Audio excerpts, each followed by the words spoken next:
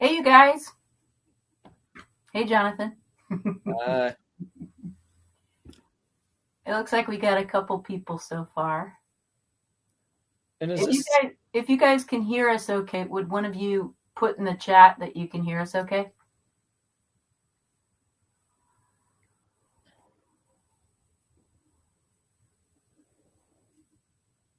There's a chat. yes? um, let's wait for a couple more people. I hope everybody is enjoying the workshop so far. This conference is amazing, and so I hope you're having fun with it.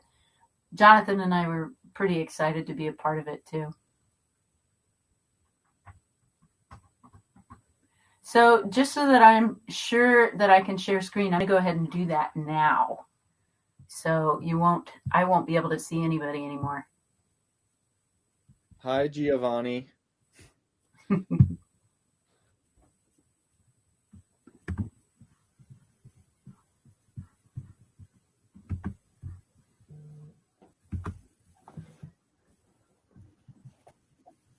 Okay. Oops, I don't think I did that right. One moment, please. Oh, geez, where am I? Sorry, guys. Not to Out of worry. out of curiosity, are folks in this call able, if they wanted to unmute, able to talk, or are you only able to access the chat feature? I kind of feel like it's only chat. There is a feature to grab the mic. Oh, okay. Is that something we have to give you permission to do, or is that something where, oh, okay, we have to be able to do that? Interesting. Hang on. I had this all queued up, you guys, and now it's gone away. Oh, I see. You grab it, and then we grant you permission. Thank you, Susan or Suzanne. Yeah, would you mind? That would be great. Can you guys see this yet? Let's, like, hey, Suzanne, can you hear us? I can, and now I've grabbed your mic. Whoa! Then That's the so person neat. comes up on the screen and can chat beside you. Awesome. Great. Thank you. I'm going to drop the mic. Wait, don't drop the mic. Can you Okay. see? Can you see the PowerPoint? Yes. Yep. That's great. Oh, awesome. Looking forward to it. All right, you guys. Well, I'm going to go ahead and get started. Even though I know people are going to be trickling in, and I'm going to kind of make sure I can watch our time too. So I'm Dee Williams. Hello. Jonathan, you want to say hello? Hello. Hello, everybody. I'm JW. I'm Dee's nephew.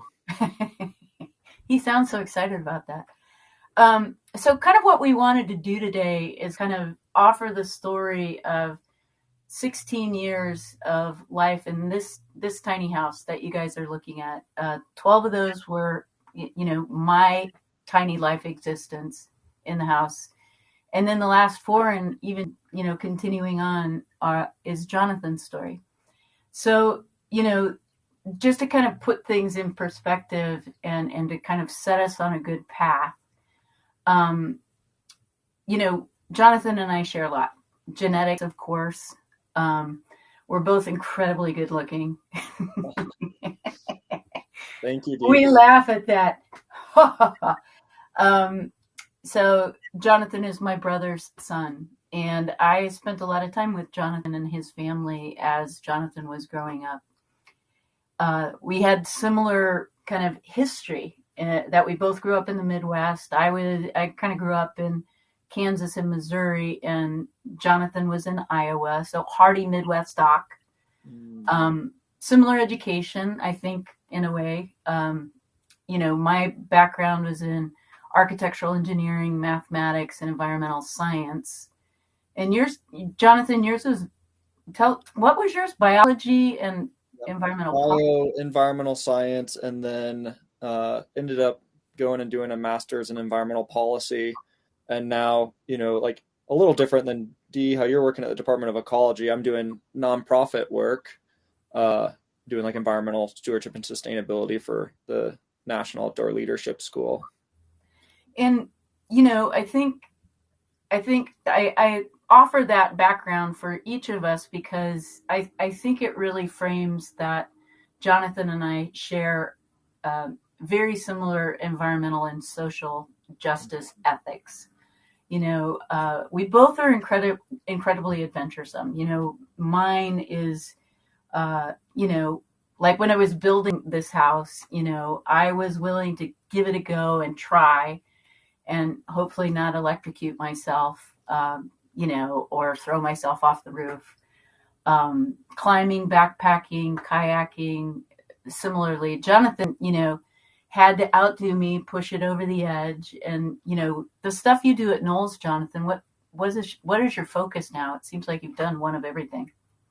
Yeah, I do. I have like a job where I work both in the field with students where we take them on, anywhere from 2 to 4 week long expeditions and teach leadership and outdoor skills. Just got back from the San Juan River in whitewater canoes where we took total novices down this whitewater section. And I don't think it was our instruction, but we did end up destroying a canoe or two. But we call that part of the learning process in an expeditionary sense. And, do a lot of like personal growth stuff, a lot of leadership, a lot of communication. And it's pretty special to do that work. And then I also, the other part of my job is just in town. And I do that environment stewardship sustainability work on behalf of the school. That's awesome. Yeah. So again, kind of framing it for everybody, kind of the reason we wanted you to have kind of a little bit of background is because for us, it's like the foundation of, our education, our Midwest hardy stock, or an ability to use baling wire on almost anything or duct tape. In a environmental and social justice ethic is kind of the foundation of, I think, how I was able to build the house and kind of get past the really difficult points, to live in the house that certainly had some soul crushing moments for me. And, Jonathan, as we've been talking about this presentation over the last couple of days, has explained that he's had similar soul crushing moments. But that background is, really does shine a light on, kind of how we've gotten to where we are. So I'm going to move on. So this is very soon after I built the house. And, I decided to build this house after taking a trip to Guatemala and kind of getting a snapshot into how the real world is, very different consumer patterns, very different lifestyle, very poor, a lot of political strife. Not that we haven't had a lot of that in the States lately, but, that trip to Guatemala, when I came home from that trip, I'm looking around at my big 3-bedroom house in Portland, and it just didn't fit me anymore. I saw this new refrigerator that I just bought because it really pulled the kitchen together. And I couldn't stand the fact that refrigerator cost more than some of my friends in Guatemala would make in a year, and I was in Guatemala to help build a school. And that was very honoring and very humbling for me, So that Guatemala trip informed why I wanted to build. My job had informed it. My job with ecology, I was going out in the field and doing inspections at facilities that make almost everything you see in this picture. Wood siding, low argon insulated windows, doorknobs, tires, the trailer itself. I had cold rolled roofing, the solar panels, everything about this. I had had an opportunity over the years to visit places that make that stuff. So I knew what it took to make something, and I knew the environmental impact and social impact of a lot of that work. So that informed a decision to build. And then I also was diagnosed with a really serious heart problem. And all of a sudden it was like, if I'm going to do something different, if I want to walk my talk differently, it's like, go, go, go. It's like this alarm went off, and it really lit something underneath me. And it wasn't a gradual decision. It was pretty fast. So Yeah. just to give you a little bit of background, the house is 84 square feet. That's about a 7 by 12-foot space, or 8, somewhere in there. I used green materials to the extent that I could. So at the front of this house, what you're looking at is old growth cedar, and it's beautiful wood. It was being stored in my neighbor's garage. He had bought it in the late 40s. And he came by one day, and when I was roofing the house, and he was like, hey, I didn't know you could do roofing. If you'll help me fix the roof of my garage, I'll give you the stuff. So I go down to help him out, and I crawl up into the attic of the garage, and I'm like, oh, I think you have a broken rafter. We can fix that pretty easy. But you really should get rid of all of this siding up here. I think it's really weighting, the cross joists. Yeah. So that's how I got that stuff. The door came out of a dumpster. The sunflower at the top, at the peak of the roof. It's still hanging there. Uh-huh. It's still hanging there. Oh, good. I'm glad it hasn't fallen off yet. But that had two purposes. One, I found it in a junk pile. It was one of these like candle holder things, and then I had cut the fascia boards wrong, and I needed to hide that gap. So you might want to take a look at that sometime, Jonathan. Make sure it's not gaping more, gaping more. Until that sunflower falls off, it's a hidden problem. I got other fish to fry right now. Perfect. So, the interior of the house, I really made it, designed it, and used materials that fit me. So, again, a lot of salvaged materials. As an example, the countertop was an old pocket door that I got at a garage sale for $5. A lot of the floor joists for the loft, those were in a coal pile at Home Depot. And a lot of the interior knotty pine, it's knotty and nice, by the way, Jonathan. A lot of that was stuff that I got at a rebuilding center. So I wanted kind of uniform color. I wanted to minimalize kind of my things. It was really important to me to walk my talk, like I said. And if, my friends in Guatemala could live with one bowl shared with the whole family, then I could do it certainly. When my friends come over, we can feed. They had to bring up Frisbee or something to eat off of. It was like a bring your own, kitchen pack if you were going to come over to my house to eat. Is it like that for you, Jonathan? I have 2 bowls and 2 plates. Woo! And then sneakily, I recently started getting compostable plates for parties. Oh, and then I compost them afterwards. Yeah. Right on. Yeah. And so, wait a minute, let me go back. So essentially, Jonathan's going to tell you how the kitchen had to change for his, cooking, and how the entire layout of the house needed to be modified to fit his lifestyle. So this fit my lifestyle. And particularly, I'm glad that Jonathan's going to talk a little bit more about how he modified the kitchen. But, for me, I went to the co-op almost every day to get fresh greens and produce and cheese puffs and that sort of stuff, because I only had this one drawer for food storage. There wasn't a pantry other than this drawer. And then I used a cooler as my refrigerator, which in the Pacific Northwest worked out pretty well, even through the summer. And then one burner propane stove, and boom, baby, I was set up, jug of water.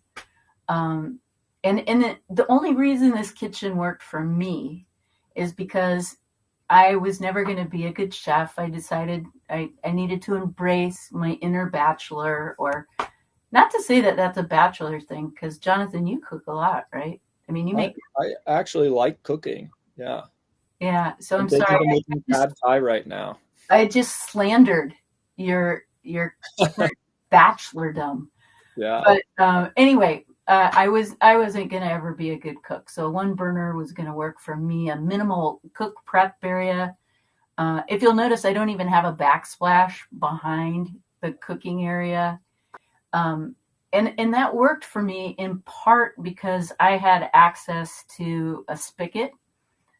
Maybe 30 feet away, I had access to my neighbor's refrigerator if I got ice cream, or and have a bunch of people come over and wanted to be able to buy more greens or other Mm. stuff. I had access to my friend's living space in some ways. I could take showers at their house, and just to kind of inform that, when I finished building, I ended up parking in my friend's backyard, and we had kind of three houses set up there. We called it a compound because we really wanted to be like hippies, even though we're not that cool. So my friends Hugh and Annie and their kids lived in one house. The second house, Hugh's Aunt Rita lived in, and then I was kind of pinched in a shared backyard between their two households.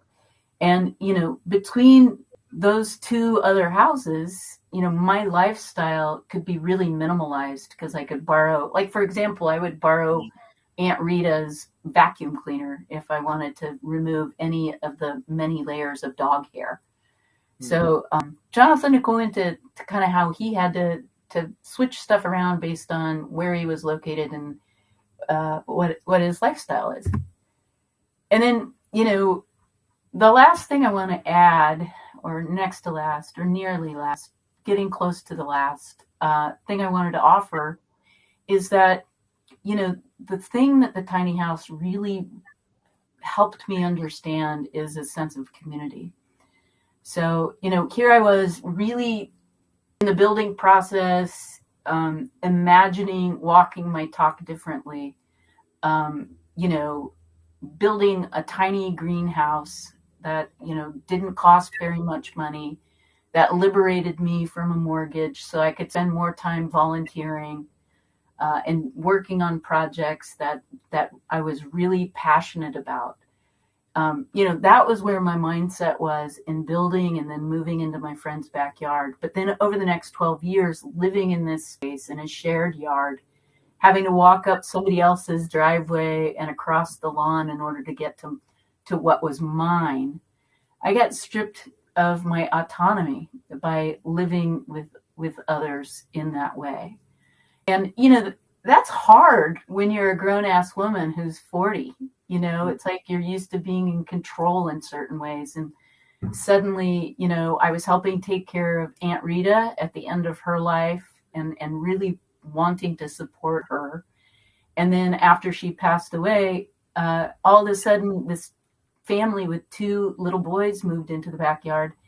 And I got to help and learn from that experience. It meant so very much to me. And paralleling that, living, sleeping with your head 4 feet away from the great outdoors. There's a big skylight right over the bed.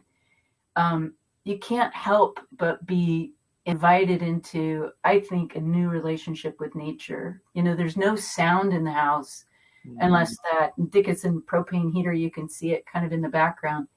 Unless that thing was running, it's very quiet. No refrigerator hum. The low E argon insulated windows really dampen sound. So I was invited into enjoying hearing wind in the eaves, of being incredibly cold because I was afraid to run that little Dickinson heater because I was afraid of a mishap with the propane at night. So I didn't run it. And it only gets down to, in the 20s in Olympia, Washington, where I live, every once in a while. But I was cold. You know, when it was cold out, I was cold too. Uh, the insulation in the house, in the floor, particularly the downstairs floor, is inadequate. And Jonathan, I know you can talk a lot about that. Oh Um, yeah, I'm wearing oh slippers yeah, now. baby.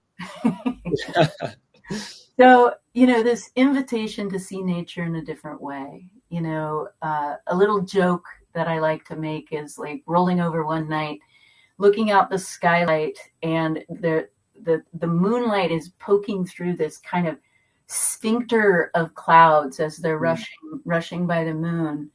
You know, my thought in my half sleep was like, God, that looks like a, you know, a brochure for a colonoscopy or something. And so anyway, that connection humbled me, and it really led me to understand the thing that was missing in my life, and I think the thing that I don't believe we have enough of in the world, in our very busy consumer driven lifestyles, and we work so hard to maintain that consumerism, is the notion of humility, gratitude, and grace. And you know, that's offering that isn't hyperbole. It truly does lead you to that space. Yeah. So in 2016, things were changing in the backyard. Aunt Rita died. This new family had moved in. They were awesome. I was getting close to retirement. So, you know, I was wondering what I wanted to do in retirement. Did I just want to keep doing what I was doing, or was there some new adventure? You know, how could I change things around a little bit? So I hatched this idea of maybe downsizing, because that's what people do in retirement. They downsize. So my thought was to go from an 84 square foot house to a 56 square foot house, a little curved roof Vardo that I had built a couple years ago and used as an office when I was down in Portland, visiting Portland. I was like, I could move into that. It's a little more mobile. So I could, you know, snowbird it and go see people in retirement. The systems were super simple. Not that the ones in Jonathan's big house aren't. And so I kind of hatched a plan that I was ready to transition, and talked to Jonathan.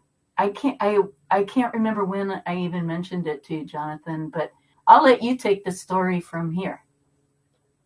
Yeah, no, thank you, Dee. And you did do the classic retirement thing. You downsized and switched onto a one-floor dwelling. Yes. So you didn't have to climb up and down that loft. Cheers That to ladder. me. Yeah, cheers to you. Yeah, so I distinctly remember when Dee reached out and, you know, kind of clued me in that she was interested in moving out of the tiny house.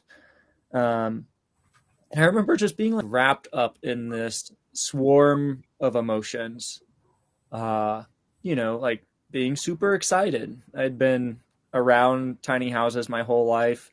You know, I remember going out when I was 12 and Dee handing me a nail gun, which I didn't know how to use, thinking it felt kind of like my paintball gun, and then just going to town on putting lath up in Dee's sidewalls. And, you know, um, and also, you know, I had studied tiny houses in my undergrad, just mostly from a community standpoint, and what they brought out in people. I think I just like, you know, even to someone who's related to Dee, like Dee was always larger than life. And I think demonstrated living with friends in a way that for a young person, was like really inspirational for me. So I remember, you know, Dee shares she's interested in moving on, and I'm like, oh my gosh, I am in no ways as capable of Dee.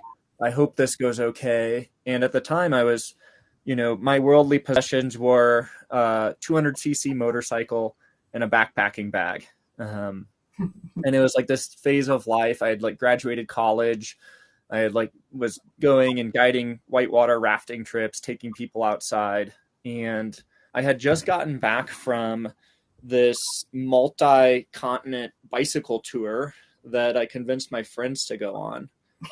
And you know, and maybe you remember this, Dee, but we kind of made it as a publicity stunt. We used this, trip where we're going to get dropped off in Mexico and bike to Argentina as a way to raise money for Habitat for Humanity, which is like this home building charity, which we did successfully. And it was like kind of scary. Like once we did that, then we were committed to going biking. And that realization of getting dropped off in Mexico, we're like, this is terrifying. And I, part of the reason for that was, that was back in 2016 when there was all this negative border rhetoric.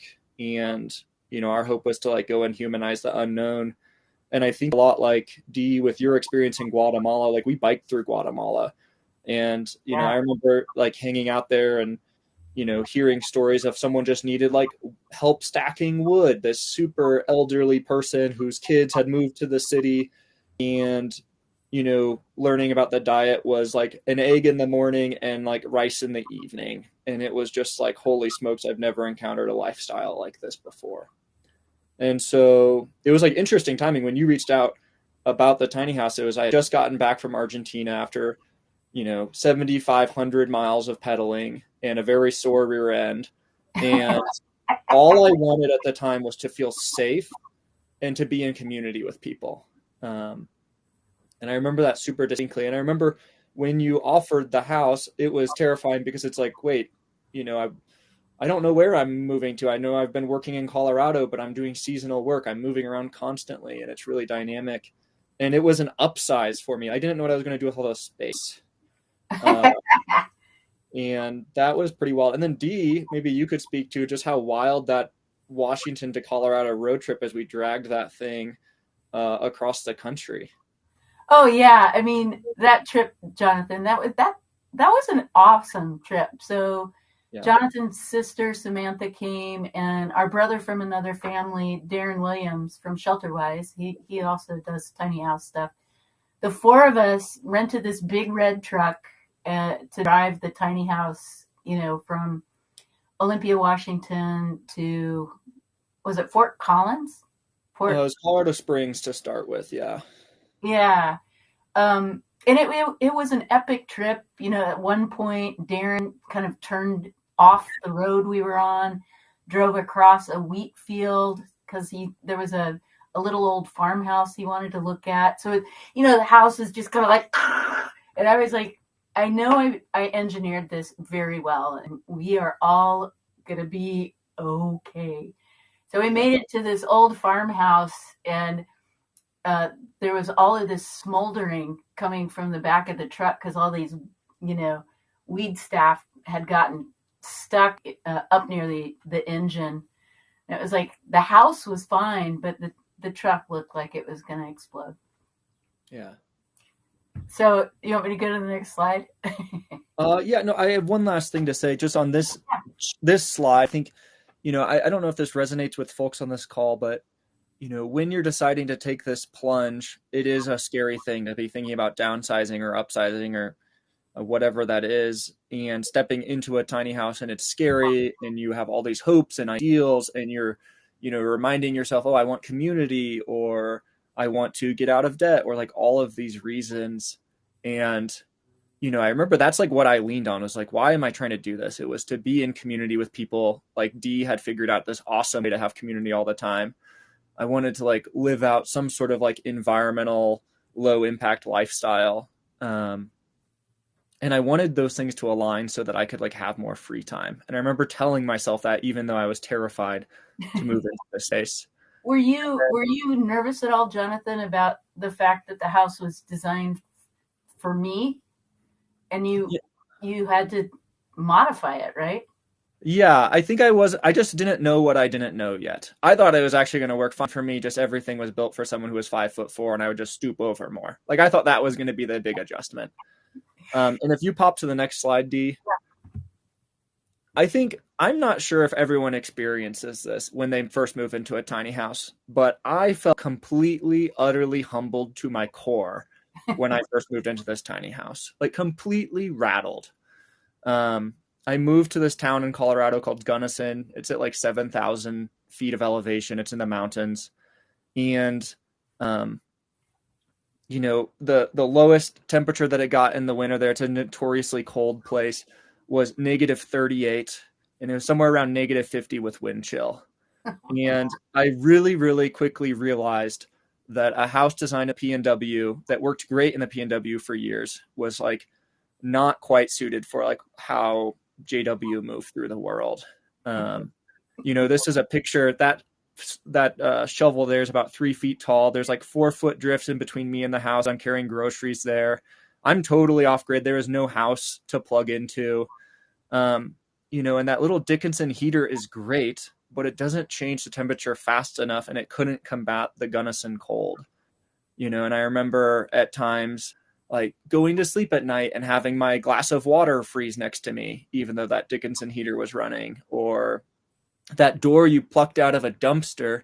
I don't harbor any negative thoughts about this, but I do distinctly remember, at first the ice, it just kind of formed an ice sheet on the inside of the house where there's kind of a vapor membrane. And then that ice started to grow back inside the house. And it got to be about like a half-inch long there as I'm like struggling through this deep, deep winter. And I think I just felt rattled in the sense of like I had hope for all of these things. I was like, hope for community, hope to like live this out and have it be a stellar transition. And I felt completely, I felt alone. I found myself at the laundromat to stay warm and just doing laundry and reading and watching movies there and going to the gym a lot. And it was kind of this like beautiful moment, right? When you're like rattled to your core.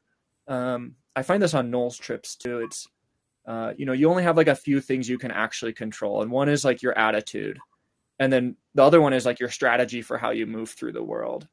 And I remember that was a time and it was like, okay, I have to like come back to these values again. Like the tiny house doesn't just create community for you or make it so that you live this like happy, fulfilled life where you're more connected to the wild places. I felt like saturated with winter to the point where like I did not enjoy winter towards the end of that winter. And I've never seen a more beautiful spring, which is really cool. But yeah, definitely did. What's that, D? Oh, I was just going to say, but I really feel like I was cold, not nearly as cold as it sounds like it got for you. But, it's like I worked at this overflow shelter in the wintertime. So people that slept outside had a warm place to go and, go down there for, evenings for a week. And it was like my favorite time because it was so warm. Yeah. It gave me this great empathy for a lot of the folks that end up having to sleep outside. Yeah. It was humbling in a really good way, I think, for me. Yeah. Did you have that? Did you feel that? Well, I didn't ever have that like wet cold like you had. It like soaks into your bones. Yeah. But I do remember you never saw it, but when I'd get home from work, I was already wearing base layers, like normal clothes. And then I had this fleece onesie that I had found at the Goodwill in town. And I would just like pull this thing on, and I must have looked utterly ridiculous in the tiny house wandering around there.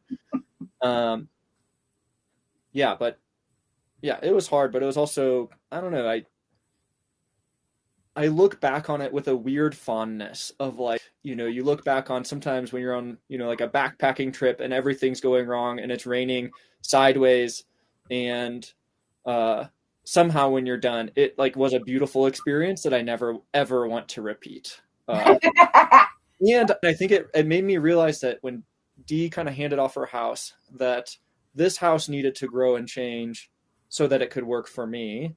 And then I think a part of like the story arc of what we both experienced, I'm going on like year 6 in this house, is that this house is like growing with our lives in ways that we could never imagine. Is that something you feel, Dee? Yeah. And I want to talk about that a little bit more, a little bit later. Okay. That sounds great. Maybe we can bump to the next slide. Okay. Yeah, so immediate response, I wanted to go from survival mode to thrival mode. So I insulated the heck out of that door that Dee found in the dumpster. And, it was 1/4 inch thick plywood. I put foam there and then another layer of wood there and kind of just like refinished that door. Super simple. And changed it so there was no longer ice growing in at me. And that was huge. And if you can pop to the next slide, Dee. Sure.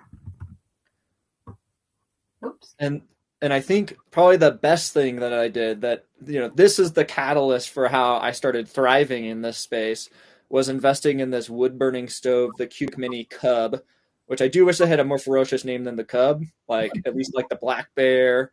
The other model, the larger one's called the Grizzly, but I got the Cub, and I burned these super cute little pieces of wood, and this thing has been awesome. I cook breakfast and dinner on it every day in the winter, and even like early spring, late fall. I can bump the temperature of the house up really effectively. I can hold a temperature if I want to, and kind of uniquely here, it also like solved another problem. So one, it was like warm and cozy, and boy, did I have way better dates after I installed this stove. Lots of good benefits here, but then also it helped solve like an air quality problem that had really started to become an issue. Which, if you look in that right picture, there's the propane stove. Which, Dee, you didn't cook as much, so this wasn't as much of an issue for you, but I cook a lot, and essentially you're like sleeping in your kitchen where all these fumes from even propane, which we think is like fairly clean burning, if you look at the byproduct of burnt propane, it's still like formaldehyde and like all these things that are like really bad for your health. And I was like, in Gunson, I was like running that propane heater. I was like boiling water the second I'd get home from work, until the late evening to stay warm, which is like, something that people do when you don't have a great heater or whatever. You'll just like burn your propane stove. And I like developed this like deep, deep cough that I just couldn't shake. And this wood burning stove like solved those two birds, one stone, three birds if you count how romantic my house became. And, and just like vented stuff, vented wood smoke to the outside, was no longer burning propane, which felt awesome. And I'd use that Dickinson heater, which is right here, at night. So I didn't have to go and stoke the wood stove. And that complement was actually really awesome because I don't run heat when I'm not in the house. I'm completely off grid. There is no outlet within 100 yards of my house, and there hasn't been for the past 6 years. So this change was really huge. Was it hard to retrofit the house to put that stovepipe in?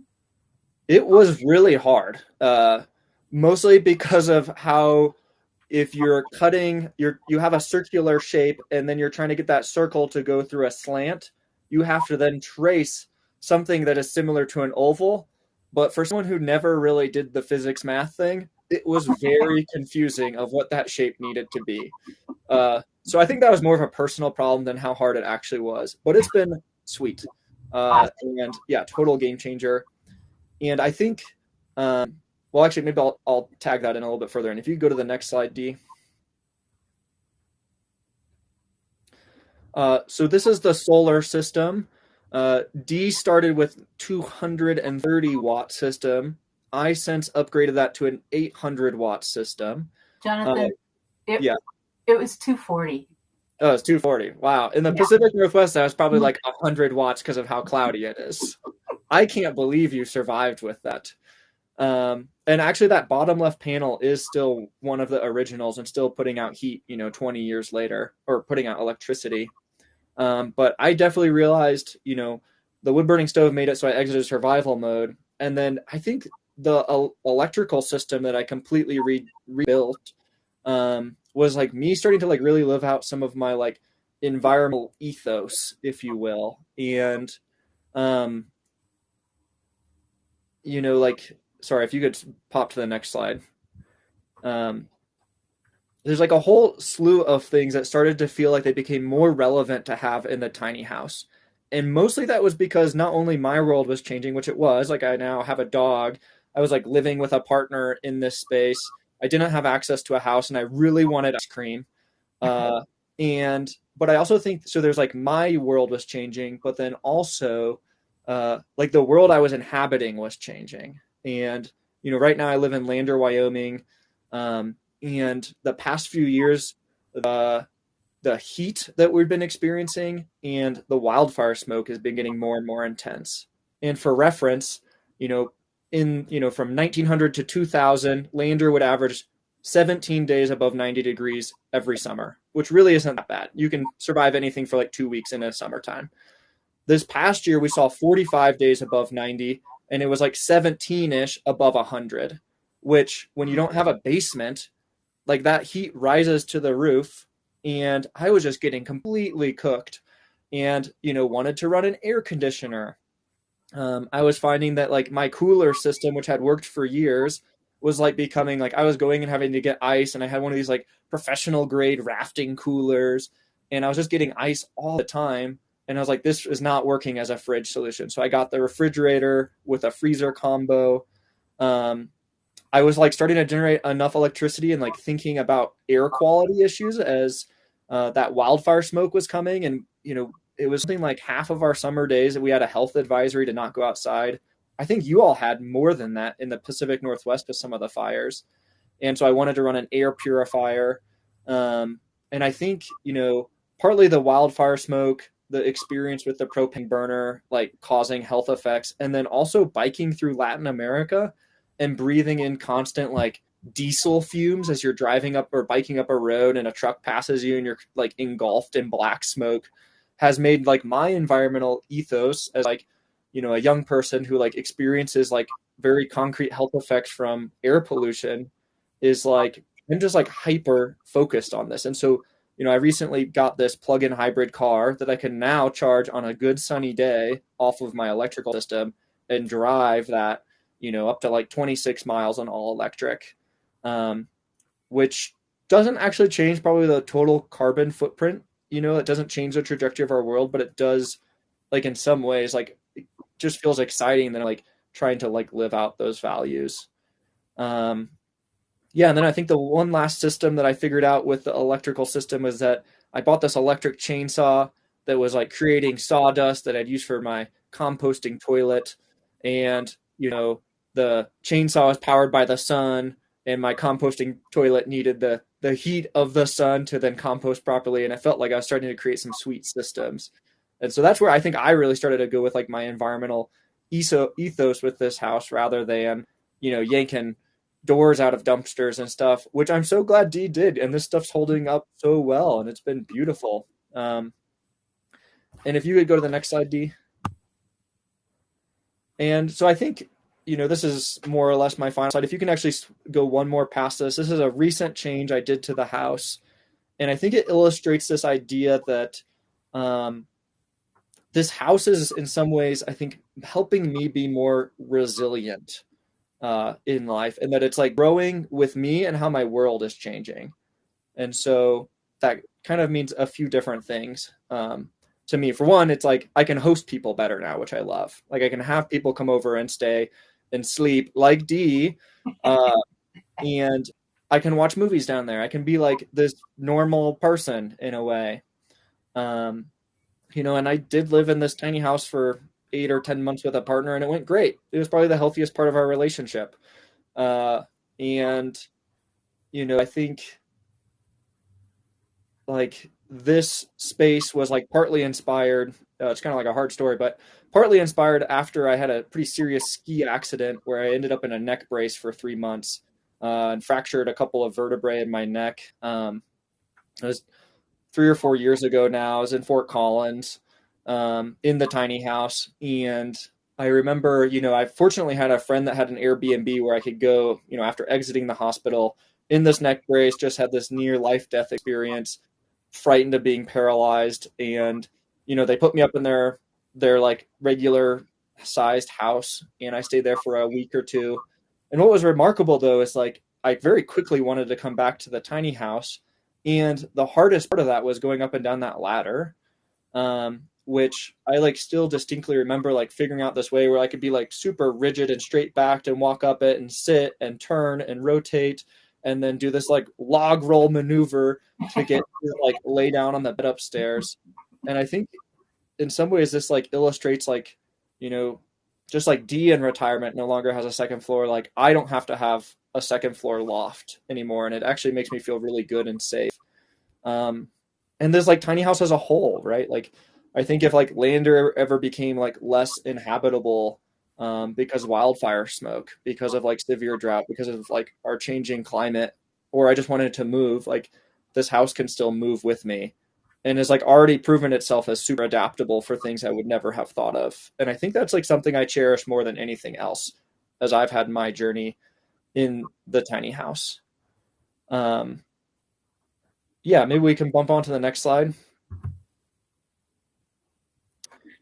Yeah, so kind of this is our last slide before we get to Q&A, and I know we're right at almost quarter till, and we want to save plenty of time for questions and answers. But you know, I think my intention in throwing this slide in, and when Jonathan and I talked about this, you know, there was an arc of change going on in my life when I decided to build the tiny house, to downsize, to try to walk with a more minimal footprint on the planet. And it was like a slingshot. I mean, it really was a very quick decision. It was a quick build. It only took 3 months. And it opened up a door of continuous change for me, of discovering, like Jonathan offered, resilience, of digging deep and keeping my eye on the prize, of curiosity, and trying to remember why I believe I'm on this planet, which is to constantly learn, why am I on this planet? You know, how can I help? How can I serve out, you know, how can I serve the world given my skill set, given my interest, you know? And that means that, you know, if you believe that life is supposed to embrace change, you have to learn to embrace uncertainty. And I think all of us have gotten a really big dose of that in the last couple of years with COVID. Our work lives have changed. Our ability to see our friends and our family, to support our friends and family who might be sick or having new kids. You know, it's just been one giant roller coaster of change and adaptation and movement. And that can be really unsettling. But it's also where the adventure is, I think. So what did you want to say about this, Jonathan? I'll let you anchor it, and then we'll go to Q&A. Yeah, I think I would echo that. I think, you know, right off the bat, the tiny house felt really humbling. And after 6.5 years of living in this space, it's been like one of my greatest adventures. And I think what helped me was, at first I felt completely rattled to my core that like these values and these reasons why I stepped into the tiny house, everything felt like I had failed on all of the fronts. I didn't have a community. I didn't have, I don't know, all these different things that I thought I was going to have the second I stepped into the tiny house. And I think by like learning how to shift my thinking to be like adapting and being like, how do I get what I want? How can I change this space so that it works? And where could this space like take me and make me like step into the best version of myself, has been like a truly like transformative and really positive experience.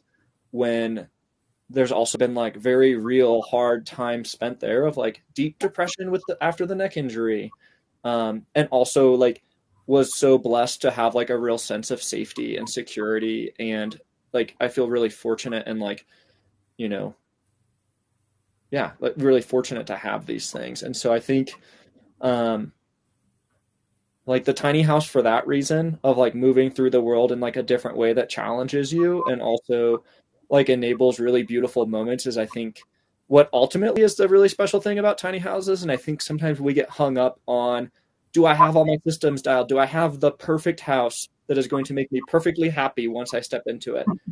And if that's like the hope, it's like sure to fail. And I do think though, that, you know, these small spaces can like help you live a larger life than you're able to, you know, which is what I saw Dee do in this for so many years, and even now in the Bardo. And it's hard, and it will like make you grapple and like, you know, force you to your knees at time and like look at your compass of values and be like, oh right, I did this for community and it's really hard right now, but like I have more time, and that is a beautiful thing. And so I think that's all I would say to that. And maybe we could take some Q&A. Yeah, let me go to the next slide. So that's us, you guys. You can feel free to email me at this email address that you see. go to our website. There's a really great book out there that I think will help. Is this backwards to you guys? No, I can read it. Oh, cool. So, when I wrote this book, I was telling my story, and I think Jonathan should write another book.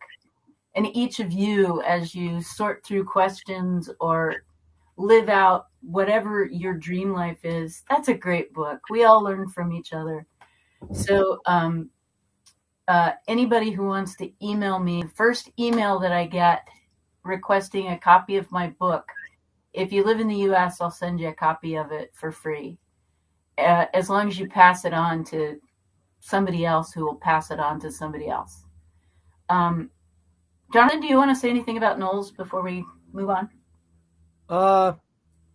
No, well, sure, yeah, yeah, no. So I work for Knowles. If you have any questions about what that is, we do like extended leadership, outdoor trips, and happy to field questions. And I think, coming back to like why I do the tiny house thing is because like I really want to spend time not in the tiny house and I want to go adventuring. And that's what this is allowed for. And, if you're looking for that kind of lifestyle, we're also always looking for talented, beautiful people to get out on courses and have a bunch of fun. Awesome. Okay, I'm going to stop sharing. Let's see if it works, you guys. Jonathan, can you see any of the questions? Because we could go ahead and go there. I'm wondering if people want to either A, request the mic, or B, type in a question in the chat. I'm looking through the chat. There's some chitter chatter. Oh, okay. Here's a question from Rebecca. Do either of you have any regrets about going tiny and how you did it? Is there anything you'd do differently if you did it again? You go first, Jonathan. Oh man. Great Yeah, question. I think I think yes, I have like certainly felt regret and fear. I think my largest source of regret is like I did the full off-grid thing. I was typically always like renting from someone to use their property, and I like never had the living immediately in someone's backyard with a best friend. And there's like moments when I would love to live with more humans in a larger space. And then I also realize that like that regret starts to fade away when I'm proactive about getting out into the community and inviting people over for bonfires and planning fun trips. And I realized it was like more an insecurity that I had and like something that like I just needed to learn how to deal with. And it was a problem of the tiny house, and have felt a very strong, loving community once I like got over my own crap. And so I don't think I would do it differently. There was moments when I was seriously considering if this was the right decision for me. And I don't think I had ever questioned, even though the floor was too cold and I wish I had insulated it better. There were certain building things that I thought a lot about, but I don't think I ever had a second thought about how I was living in the space until my nephew Elijah came out to the Pacific Northwest and was stationed at McChord Air Force Base, which is very close. And almost every night after he'd get off work, he'd come to the house and, we'd eat dinner, watch, I don't know, really bad TV together. And the space wasn't big enough to accommodate. I mean, he's as tall as Jonathan. And I just wished I had a space that he could call home, that would feel comfortable for him. So I think that was the only time that I thought the house didn't fit for what I wanted. Yeah. What's another good question? I see one just going down the list. D, you live in another tiny house nowadays, correct? And you're sitting in it. So that's a perfect segue. Well, no, yes, but this isn't it. I use this house. This is the Vardo that I downsized into. I lived in it for about a year. And then I met my partner, and he's 6'3" and has a lot of guitars. So he and I tried it, but it didn't last for very long. So we rent a house that's a big whopping 600 square feet. And the really cool thing about that house, besides accommodating our space need, is that it's got running water and an awesome kitchen. And I've discovered, like Jonathan already knows, that cooking is really fun. Yeah. I'm glad you discovered that. Because you're going to come visit and I will feed you. Yeah. Okay, we got a question. What are favorite internet connectivity solutions? I'll just hit that quickly. I have a bunch of data on my cell phone plan, and then a hotspot, which is just like an external device that generates internet through my cell phone carrier. That to me was the easiest thing. It was like fairly similar internet pricing. And in a tiny house, it felt very doable. I mean, for 4 years, I had no internet, and I just relied on my like phone to set a hotspot. And if you just look at plans, that's pretty straightforward. And now I have that like external hotspot device, and that gives me unlimited high-speed internet. But that's not been as big of an issue as I would have thought.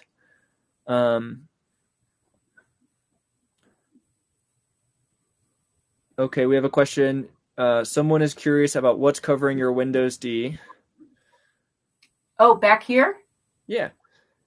Those are placemats. Yeah. Are they bamboo? Is that what they are? Like little like roped together bamboo? Yeah. Yeah.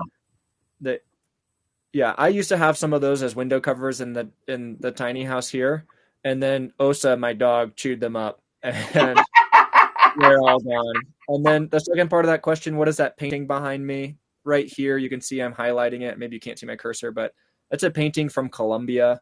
As I was doing that like international bike tour, those colors matched the essence of what I saw Colombia as these like really rich blues and pinks and flowers cascading everywhere, and was like one of my favorite countries to bike through, and would highly recommend going there and doing a tour and going to Medellin and learning about the history there that is like violent and brutal, and also like it's an amazing place to tour now, and they're super proud of that heritage.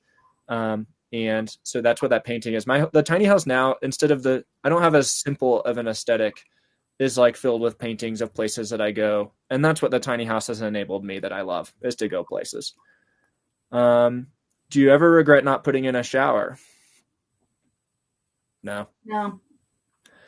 It's easy to find showers. Dirty, filthy people. Yeah. Even in the pandemic, I like set up a solar shower in a greenhouse on the property, and it felt really fun. And I don't know, I don't shower every day, even if I have a shower available. Do you, D? No. But I did when your dad came to visit during COVID. We didn't want him to share our bathroom because he wasn't vaccinated yet. Oh, yeah. We didn't want to get him sick. So we set up an outdoor shower. We would heat the water. We have an on-demand hot water system in our bigger, small house. So we would fill 5-gallon bucket with hot water, walk it down to the solar shower, and then we had this little submersible pump, which is really cool. Mm-hmm. And if you email me, I'll give you the specs on it. But it would pump out a really nice shower, and Doug could shower by turning the spigot on and off for a good solid 10 minutes, which was long enough for him, in 5 gallons of water. Yeah, and he needs that. Lots more than we do. Yeah. Here's a great question. Kenneth asked why we went as small as we did. Twice this size of tiny house would still be tiny. And this is something you and I have chatted about quite a few times. Well, I based it on, to be honest with you, on the size of the area rug that was in my 3-bedroom house. So I had a 10 by 8 area rug, and I wanted it to be just a little bit longer. And then I took masking tape and just mapped out that rug and kind of tried to minimize the square footage based on energy efficiency. The smaller you go, the more energy efficient it is. And then I was also worried about portability. You know, I wanted something that was easy to get down the road. And this house, Jonathan, tell them what you think about moving the tiny house. It's hard. Tiny house. Wait, moving your tiny house, the Vardo, or moving? Yours. It's hard. It is the most stressful thing about owning a tiny house is moving the tiny house. It is not living in the tiny house and knowing that you're slightly outside of city code. It is, I have really enjoyed the simplicity of this size and how like modifiable and simple the systems are. I have not like when I've moved, it's like not always to a place where like I had an established community when I was moving to Fort Collins or to Gunnison or to Lander, and I would like reach out in various channels of like, oh, who could host this? And I don't know if I could have found somewhere that could like host a large gray water outlet. I have like pretty low amounts of water of like the 5 to 10 gallons a week. And I can handle that. But if I was dealing with a lot more than that, and I think there's places that can accommodate that, but being completely off grid on pieces of property that I don't own, it was easier to have a smaller, simpler setup. And I do think as I've lived here longer and I'm more comfortable with these systems, I would like, oh, if I could have a few extra feet here of length on the trailer, that'd be amazing. Or maybe I'll like install a 20-gallon water tank instead of my 5-gallon ones that I carry in and out. And I think that's a great question. It's like what your needs are and where you can go with it. But I do like how it's easy to move. It's like easy to find a host. And, I've lived on a community farm, live here now on the backside of someone's property in town, and that's been fun. Let's see if we have any other questions. It is right now at the end of the session, but I think folks can stay longer if you want. Thank you all for joining. If you're starting to sign off, it's certainly our pleasure to chat with you, and please reach out if you want to follow up with either of us. Let's see. Okay, so D, when I read your book, it seemed like everything worked so well for you because you had friends, yard to park in, and facilities you could share. If you hadn't been able to do that, would you have done things differently? Maybe a larger tiny house, kind of back to that question, more self-sufficient facilities, or would you do everything the same? Well, I feel blessed. Yes, you're right. And as far as doing something different, I think Jonathan's story kind of tells you that because he didn't have friends in Gunnison at first, right, Jonathan? Am I saying that? I just got connected with a organic farm there. Yeah. It was actually funny. They had like 200 chickens that were just like roaming around, and they lived in these structures on trailers that were about the size of D's tiny house, my tiny house, and almost the same shape. And it was very strange to have like, they called me the king rooster, and I would like make sure that the chickens were put away at night, and that was like in exchange to stay on this property. But I didn't know them at first. Okay, let's see if there's any other questions. People are thanking us. Thank you. I think that's most of the questions. Are there any other questions or things that folks would like to bring up? Maybe I'm missing it in the chat.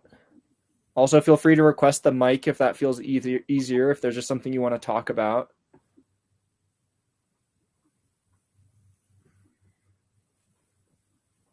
And I think to circle back to the shower thing, there are a few comments about showers. I do think showers are different per person. You and I, D, just in general are low shower people.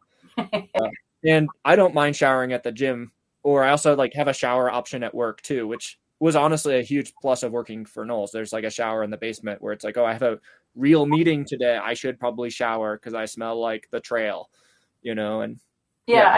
I had a shower at work too. So, yeah.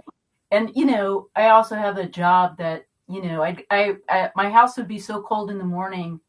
I'd get up in the morning and I couldn't bear to take my long johns off that I'd worn to sleep in. So I just put rain pants on over them, and then I'd go to work and kind of walk around and look a little bit like I'd been in the field all day, and then go upstairs and take a shower and try to warm up. So I was able to shower at work or shower at friends' houses. Yeah. Yeah, it's also nice to have like if you're, friends, partners, if they all have showers, you're in luck. Yeah, I would be invited over for dinner, and I was like, "Hey, would you mind if I took a shower while you're cooking?" I'll do dishes if you'll let me take a shower first. Yeah. I think that's all the questions that I see. All right. Well, let's let folks get on to whatever comes next for them. I love you, Jonathan. It's good to see you. Love you too, Dee. Thank you so much. Thanks, everybody. The great experiment continues. It does continue, which is awesome. Yeah. All right, you guys. Mwah. I'm going to stop streaming. Be well.